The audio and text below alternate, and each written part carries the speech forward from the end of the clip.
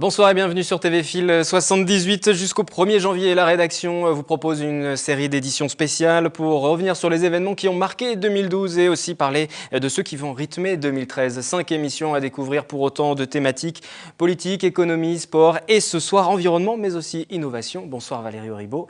C'est avec vous que nous parlerons environnement et innovation. Donc 3 invités pour nous accompagner durant la prochaine demi-heure. Oui, le tout premier sera Philippe Heurtevent, maire d'Auteuil-le-Roi, membre du collectif Sauvons les Yvelines, un collectif d'agriculteurs en colère et inquiets pour leur avenir.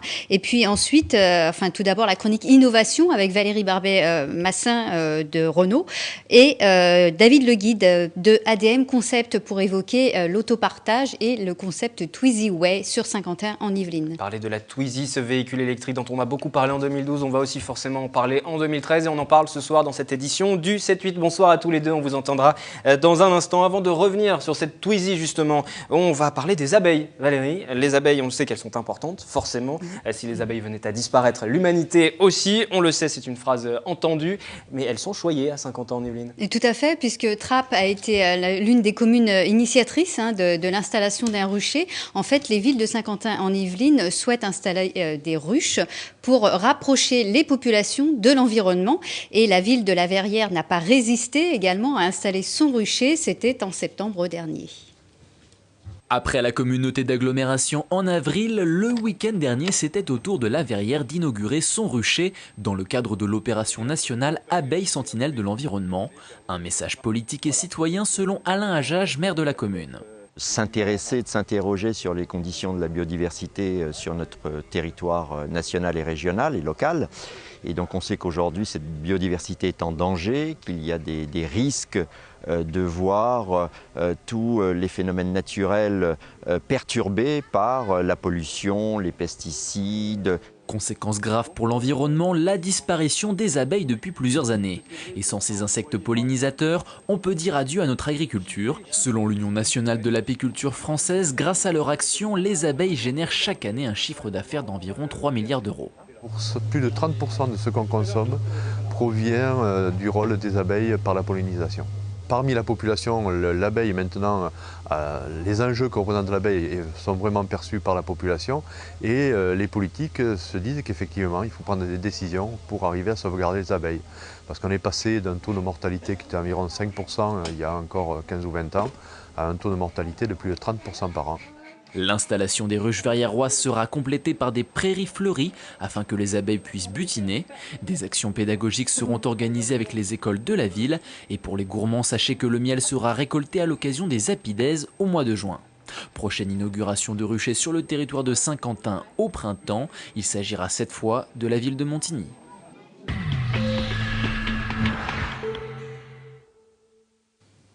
Le 7-8 édition spéciale fin d'année. 2 invités nous accompagnent donc au début de cette édition pour parler de la Twizy, ce quadricycle développé par Renault. Absolument, Wilfried. Nous allons revenir sur le concept Twizy Way, instauré à Saint-Quentin-en-Yvelines, lancé depuis juin 2012 avec une période de test de 3 mois. Valérie Barbet-Massin de chez Renault, vous êtes avec nous pour en parler. Bonjour, merci d'être sur ce plateau, avec également David Le Guide de ADM Concept, qui a largement participé à l'installation de cet autopartage. Et donc, sur quelles villes sont instaurées aujourd'hui les Twizy Way ? Alors, Twizy Way est la première expérimentation pour Renault à Saint-Quentin-en-Yvelines grâce à un partenariat qui a déjà été initié il y a à peu près 2 ans. Et nous serons amenés, nous travaillons déjà sur les prochains projets dans des villes potentiellement en France, mais également en Europe.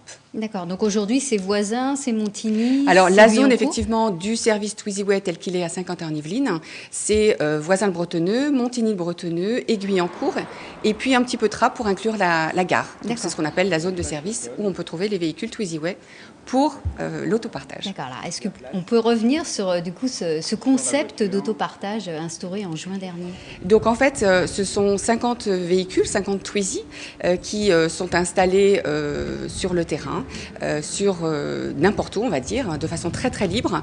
Et les clients abonnés vont pouvoir identifier ces véhicules, savoir où ils se trouvent pour les utiliser, soit sur un site internet, soit grâce à une application smartphone, ou soit directement dans la rue, et pouvoir monter dedans, on va dire, l'utiliser pour des trajets courts, ponctuels, pratiques, et ensuite conduire jusqu'où ils voudront et la laisser là où ils le voudront. C'est vraiment la totale liberté. Il n'y a pas à aller dans des stations, à aller sur des bornes. C'est le gros avantage. Et Renault a réalisé une étude justement après 4 mois et demi, un petit peu de tests pour voir comment ça fonctionnait, si les résultats étaient bons, étude qui était rendue publique. 92% des personnes interrogées qui font part de leur plaisir à utiliser ce service, surtout pour les petits trajets, poste, banque, boulangerie, puisque effectivement il n'y a pas de souci de parking. On peut laisser le véhicule où on veut. Les résultats sont bons, donc sur les premiers mois d'utilisation. Exactement. En fait, on a eu un retour extrêmement positif du niveau de satisfaction et de l'engouement de ces clients testeurs, puisqu'en fait nous avons eu 200 clients testeurs entre juin et septembre. Septembre étant effectivement la date à laquelle le service a été ouvert au grand public. Et ça a été très très encourageant. Alors ils savaient effectivement, ces clients testeurs, qu'il pouvait y avoir éventuellement des petites adaptations à faire. On les avait, je dirais, entamé notre collaboration avec eux pour cela.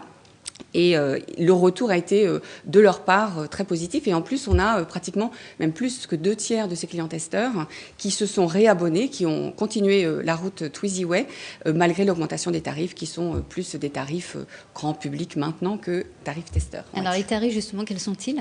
Alors, vous avez, pour vous abonner, pour être client, il faut donc acheter un badge qui vaut 15 € une fois pour toutes. Et surtout, après, vous êtes facturé à la minute. Donc c'est 29 centimes la minute quand vous conduisez et puis 10 centimes d'euros la minute quand la voiture est toujours gardée pour vous, réservée pour vous et que vous faites une course. Et ADM Concept a participé à la mise en place un petit peu de ce service. On va en parler dans un instant. Pour bien resituer comment fonctionne cet autopartage, on va redécouvrir un reportage réalisé par la rédaction, diffusé le 18 septembre dernier. À peine ouverts, qu'ils font la queue devant la porte. La Twizy en autopartage arrive sur la communauté d'agglomération de Saint-Quentin en Yvelines et séduit déjà les futurs utilisateurs. J'ai beaucoup d'amis qui sont dans la ville mais pas très proches de chez moi, ça me permettrait d'aller les voir plus rapidement. C'est pas trop cher financièrement parlant et voilà quoi, pour 29 centimes par minute c'est pratique. Si on fait qu'un trajet de 2-3 minutes, tant qu'à faire, au lieu de prendre le bus et payer 1,90 €. Pour réserver votre Twizy, rendez-vous sur internet ou sur votre smartphone pour vérifier la disponibilité et le taux de charge des véhicules. L'autre façon, plus directe cette fois, vous rendre sur une zone de garage Twizy sur les communes de Guyancourt, Montigny, Voisins-le-Bretonneux et Trappes. Et muni de votre badge, débloquez la voiture. Pas d'abonnement, seulement des frais d'adhésion de 15 € pour obtenir votre pass Twizy. On ne paye que lors de l'utilisation. Lorsque je roule, là je suis à 29 centimes la minute, plafonné à 11,90 € de l'heure. Si je suis en arrêt temporaire, comme là, c'est-à-dire que personne d'autre que moi ne peut l'utiliser, mais il est en stationnement, à ce moment-là, je suis à 10 centimes la minute. Et puis, en plus, si je veux le réserver, j'ai un forfait réservation de 1 € pour 15 minutes de réservation. Les 5 premières minutes sont gratuites après le passage du badge sur le code barre. Et pour ce service d'autopartage, il faut être titulaire d'un permis voiture depuis plus de 2 ans. Alors David Le Guide, vous êtes directeur financier chez ADM Concept, qui fut l'un des partenaires de Renault pour instaurer la Twizy-Way. Quel a été votre rôle ? Twizy-Way est un projet avec un nouveau concept de véhicule, un nouveau concept d'utilisation et il y a des contraintes à ces solutions et il nous a demandé d'intégrer ces contraintes dans ce véhicule. Donc autrement dit, nous avons dû faire des études, des prototypes, intégrer tout ça de façon en préparant une solution industrielle et dans des délais records bien sûr, avec derrière une solution qui a été mise en place en temps et en heure pour Renault sur ce projet. Alors, c'était installer des équipements, c'est ça ? Oui, ça touche en fait de l'électronique, de la plasturgie, ça touche de la mécanique et du montage, démontage. Vous avez tout un tas de chaînes de valeur qui doivent être pensées et ensuite exécutées. D'accord. Alors, je rappelle quand même que ADM Concept, qui est une entreprise de Montigny-le-Bretonneux, a été primée au concours Lépine en 2011 pour son kit adaptant une voiture électrique à l'autopartage. Tout à fait. En fait, nous avons plusieurs nominations qui ont eu lieu depuis 2-3 ans. Nous avons fait de très gros efforts de R&D sur la partie électrique et notamment autopartage, parce que c'est une version d'utilisation du véhicule électrique. auquel nous croyons beaucoup, et nous nous positionnons aujourd'hui en leadership sur ce marché, avec l'intégration en fait de tout type de voitures et de tout type d'usage. Et la TwizyWay est un usage, il y en aura d'autres, on en parlait en aparté tout à l'heure, avec le B2B, avec les entreprises. Il y a tout un tas d'applications qui sont en train de se créer. En fait, il faut utiliser le système une fois pour l'adopter. Vous êtes dans un nouveau monde où vous avez un usage, une consommation avec un vrai partenaire qui vous met à disposition un véhicule pour vos petits trajets quotidiens ou tout un tas de solutions. Nous sommes là pour que l'intégration soit parfaitement exécutée telle qu'elle a été demandée. D'accord. Alors, quel bilan peut-on tirer aujourd'hui, après ces quelques mois d'utilisation en autopartage ? Alors, c'est un bilan positif, dans la mesure où effectivement l'intérêt et surtout le faire connaître de ce style de nouveau, innovant de service, de par les retours que nous avons, c'est vraiment une réussite de ce point de vue-là. Et en fait, je pense qu'il faut encore et toujours expliquer, promouvoir et surtout écouter ce que les clients nous disent, parce que ne connaissant pas forcément ce type de mobilité, ceux qui goûtent, ceux qui l'utilisent, se rendent compte de toutes les possibilités que ça peut représenter pour eux. Et on parlait également par le fait qu'il y a des solutions techniques innovantes, l'utilisation du smartphone pour qu'un client puisse réserver, l'identification sur une carte dynamique. Tout ça, c'est un accompagnement qui peut permettre à l'évolution de ce type de service qui, je pense, est vraiment à son démarrage. D'accord. Donc aujourd'hui, Saint-Quentin est la vitrine de ce concept, des projets pour 2013 Tout à fait. Alors, nous ne pouvons pas encore vous donner des éléments très concrets, mais il y en a quand même un en B2B, donc promouvoir TwizyWay auprès des entreprises. Nous allons démarrer courant décembre une flotte en fait de 20 véhicules au CEA de Grenoble qui souhaitait proposer un système propre, un système écologique à ses employés pour pouvoir faire des mouvements intérieurs à l'intérieur de leur site, entre une usine et les différents bâtiments. Et donc ça démarre, c'est une deuxième expérimentation. Juste une dernière question. 8000 Twizy qui ont été rappelés, ça c'était au mois de novembre. Oui. Comment ça s'est passé pour les véhicules en autopartage? Alors, Renault a rappelé certains véhicules pour un problème de frein. Hein. Alors pour nous, TwizyWay, ça s'est extrêmement bien passé dans la mesure où nos véhicules reviennent systématiquement au garage très régulièrement. Donc on avait sous la main... Ne serait-ce que pour recharger les batteries. Exactement, ils reviennent pour recharger les batteries, donc les checks et les vérifications. Il n'y a pas eu un blocage du parc de voitures disponibles en autopartage. Ça a été fait instantanément. Donc ça, c'était un autre avantage, par exemple, de ce que l'autopartage peut apporter aux clients. Voilà, et puis si vous avez une Twizy, que vous n'aviez pas entendu parler de ce rappel de véhicule, c'est l'occasion d'une petite piqûre de rappel justement. Vous pouvez rentrer en contact avec Renault, il y a une petite vérification effectuée sur le véhicule. Voilà, 8000 véhicules en Europe qui ont été rappelés, c'était en novembre dernier.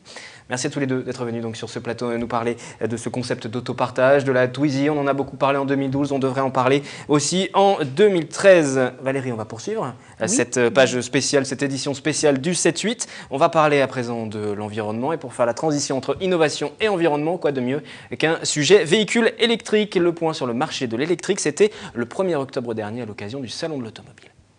Pour ce mondial de l'auto 2012 de Paris, encore une fois, les 270 marques présentes rivalisent d'ingéniosité dans le domaine de l'électrique et de l'hybride. Tour d'horizon des constructeurs installés dans les Yvelines.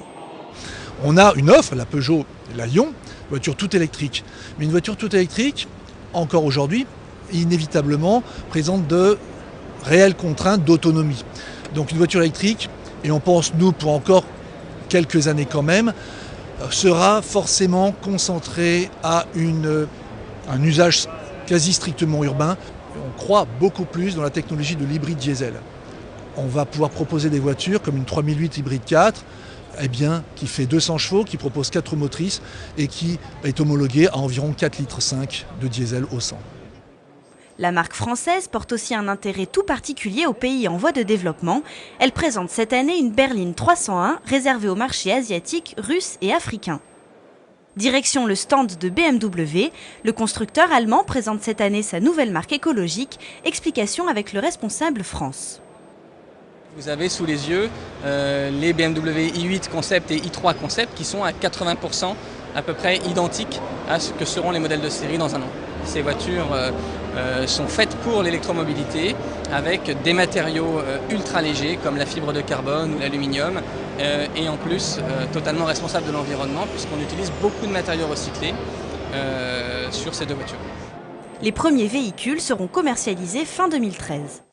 Chez Ford, c'est une grande première. Le constructeur américain s'apprête à commercialiser 2 véhicules électriques et hybrides en France.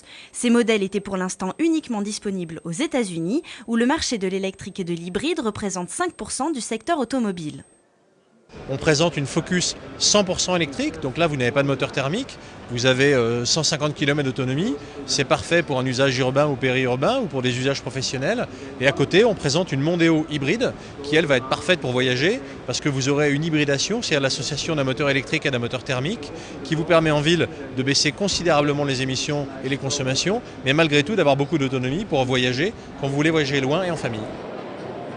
On pense que les moteurs thermiques ont encore des progrès à faire, et notamment chez nous, nous avons développé un moteur bicylindre qui s'appelle le Twin Air. Nous travaillons également sur des carburants alternatifs. Il faut savoir que Fiat est leader en Europe sur le GNV, le méthane. C'est un carburant encore plus propre que le GPL, et nous avons aussi une large gamme de véhicules GPL. La 500 électrique sera mise sur le marché américain l'année prochaine. L'Europe devra encore attendre.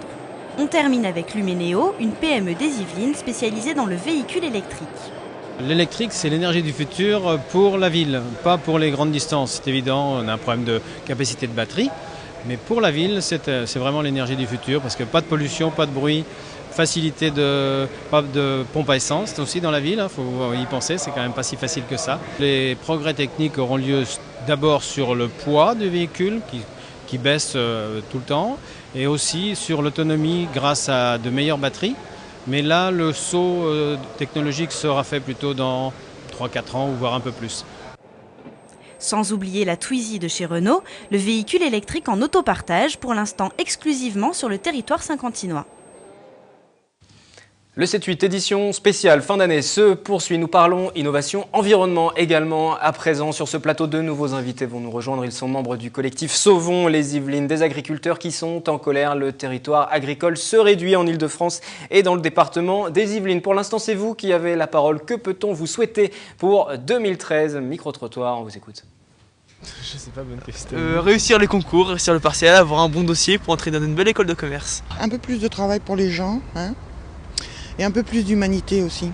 Ah là là, si c'est personnel, ce serait pour ma maman qui est très malade, et si c'est pas personnel, c'est pour la conjoncture économique que ça redémarre.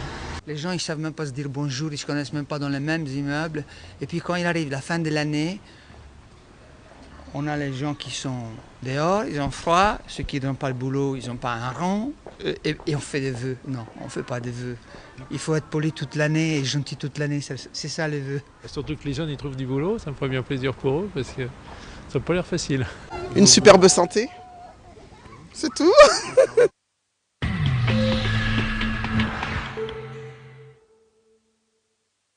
Une dizaine de minutes encore à passer ensemble lors de cette édition du 7-8 avec le collectif Sauvons les Yvelines. Bonsoir à vous deux. Tout d'abord Philippe Heurtevant, vous êtes maire d'Auteuil-le-Roi, président du collectif Sauvons les Yvelines, et Dominique Duval, vous êtes secrétaire général de ce collectif qui regroupe notamment des élus, des agriculteurs, des gens du terrain. On va parler de vos inquiétudes puisque le territoire agricole se réduit et dans le département des Yvelines, il est malgré tout encore important, Valérie. Oui, Wilfried, pour 70%, le territoire yvelinois est couvert par l'agriculture et la forêt selon les chiffres de la Chambre de l'agriculture. En 2000, on recensait 1270 exploitations agricoles. 2 exploitations sur 5 auraient disparu en 12 ans. Pour autant, la taille moyenne de ces exploitations a quasiment doublé en 20 ans, passant de 39 hectares en 1979 à 71 hectares en 2000. Et l'activité principale sont les céréales. Alors, Philippe Heurtevant, je me tourne vers vous. Bonjour. Quel bilan tirez-vous de cette année 2012 qui a été riche en protestations et en manifestations, et pourquoi ? C'est pas la première année, hein, notre action a démarré déjà depuis 2006. Donc pourquoi ? Parce que nous souhaitons rester vigilants sur la protection justement de ces terres agricoles. Aujourd'hui, il faut savoir qu'il y a environ l'équivalent d'un département qui disparaît en France tous les 7 ans. Donc ça veut dire que tous les 7 ans, on urbanise des terres agricoles et ces terres-là ne reviendront jamais à l'agriculture parce que c'est un processus irréversible. C'est soit des grandes surfaces, soit des autoroutes, soit de l'urbanisation. Donc aujourd'hui, notre volonté, c'est dans le cadre de ce collectif qui regroupe à la fois des élus, des agriculteurs, des associations de protection de l'environnement, et ça c'est important parce que le tissu associatif dans les Yvelines est quand même très important et très efficace, très actif. Et donc nous souhaitons mettre en place une véritable politique de densification des centres de nos communes, de manière à avoir des surfaces de jardin beaucoup plus modestes. Il faut savoir que, par exemple, à Gros-Rouvre, le terrain est de 5000 m², la parcelle pour construire. Je ne sais pas si vous vous rendez compte, pour une maison. Donc aujourd'hui, dans le cadre de la mise en place des PLU, tous les maires, dans le cadre du Grenelle de l'environnement 2, ont l'obligation de densifier les centres pour justement préserver les terres agricoles. Pour des stops au tout béton ? Non, c'est pas vraiment ça, puisqu'on peut mettre en place toutes les nouvelles technologies d'urbanisation, avec notamment l'arrivée du bois, dans les constructions en bois. Donc nous sommes tout à fait d'accord pour la mise en place de toutes ces nouvelles technologies qui vont d'ailleurs créer des emplois dans les Yvelines. Mais nous, ce que nous voulons, c'est avoir une consommation minimum des terres agricoles pour justement préserver l'avenir et les générations à venir. Parce que malheureusement, la plupart des gens ne raisonnent qu'au bout de leur jardin ou au bout de leur vie. Mais non, il nous faut raisonner plus loin maintenant. Il faut envisager l'avenir pour les années 50, dans 2050, 2100. Donc il faut penser à ces gens-là. Votre collectif existe depuis 2006, vous nous le disiez, oui. Beaucoup de mobilisations, de manifestations aussi. En 2012, en mois de novembre dernier, vous avez été reçu également en préfecture. Est-ce que vous avez le sentiment d'être entendu et que les choses avancent et que finalement vous réussissez à préserver ces terres agricoles? Alors il faut savoir que effectivement, l'action reste le seul levier pour se faire entendre. Est-ce qu'elle fonctionne, cette action ? Et ce levier fonctionne encore. Nous avons été cordialement reçus par monsieur le préfet, Michel Jaud, donc qui a vraiment eu une écoute particulière à l'égard des agriculteurs et du collectif Sauvons les Yvelines. Il nous a proposé donc une réunion de travail à nouveau qui a eu lieu le 22 novembre dernier, où nous avons pu, avec lui et ses services, aborder un certain nombre de questions qui engagent l'avenir des Yvelines. Notamment, on a pu parler du fameux projet d'installation du PSG dans les Yvelines. Il y a plusieurs sites qui sont retenus pour l'installation du futur camp des loges. Soit il restera sur place à Saint-Germain-en-Laye, soit éventuellement à Saint-Quentin en Yvelines. Si vous nous avez suivis, nous en avons parlé. On parle également de Poissy. Et là, ce serait sur des terres agricoles et les agriculteurs ne sont pas contents. Les agriculteurs et nous-mêmes, on a la même démarche. On s'est mobilisé aussi contre le circuit de Formule 1. C'est exactement c'est la réserve d'eau en plus. Pour le circuit de Formule 1, c'était sur la réserve d'eau pour les générations à venir. Je veux dire, on n'a pas le droit de mettre en place des projets aussi pharaoniques sans penser effectivement aux conséquences. Ce qui existe dans les Yvelines existe aussi à plus grande échelle dans toute la France ? Ce type de problématique ? Le problème, c'est qu'on a voulu la décentralisation, puis en fin de compte, personne ne veut la faire. Je veux dire, il faut toujours faire le plus grand Paris, pour être la capitale la plus grande d'Europe ou peut-être la plus grande du monde. Mais l'objectif de la décentralisation et de la régionalisation, c'était pas ça du tout. Donc il faut effectivement, à l'heure actuelle, avec les moyens de communication qu'on a, notamment tout ce qui est numérique et via l'Internet, on peut aujourd'hui décentraliser facilement et mettre en place des choses plus loin. Et on n'est pas obligé de tout mettre à Paris. Sur les 3 minutes qui nous restent, on va se projeter un peu sur 2013. On va beaucoup parler du SDRIF, forcément. Oui. En 2013, le DRIF, c'est le schéma d'aménagement régional qui est voté par la région Île-de-France. La première mouture a été votée lors d'une assemblée régionale. C'était le 25 octobre dernier. Il y a plusieurs points qui vous inquiètent. On va en parler avec vous, donc Dominique Duval. Notamment cette liaison, cet axe entre Mantes et Saint-Quentin en Yvelines, qui permettrait de développer le trafic routier. Exactement. Oui. Donc c'est vrai que ce DRIF 2013, donc j'ai eu l'occasion de pas mal le suivre puisque je suis également membre du Conseil économique, social et environnemental régional d'Île-de-France où je siège. Et donc c'est vraiment un sujet d'actualité. La version DRIF 2013 est rassurante. Puisque, à force de faire remonter nos inquiétudes sur cette liaison Mantes-Saint-Quentin-Yvelines qui, en fait, fragmenterait les exploitations agricoles, donc, à terme, elle ne serait plus rentable, donc, elle disparaîtrait et il y aurait urbanisation. Donc, à force d'alerter, effectivement, cette mouture, je vais dire, de fin 2012, la liaison Mantes-Saint-Quentin-Yvelines n'y est plus, ni dans les textes, ni sur la carte. Mais maintenant, cette mouture, elle remonte vers les départements d'Île-de-France, elle remonte vers les chambres régionales d'agriculture, elle remonte vers les chambres de commerce et d'industrie. Et nous savons déjà qu'au niveau du département des Yvelines, au niveau du Conseil général des Yvelines, il y a eu une délibération en mars 2012. Peut-être qu'ils vont en faire une autre, hein, c'est possible. Mais pour l'instant, nous, on se réfère à ce que l'on connaît, la délibération de mars 2012, où il disait clairement que cette liaison Mende-Saint-Quentin-Yvelines, il la voulait.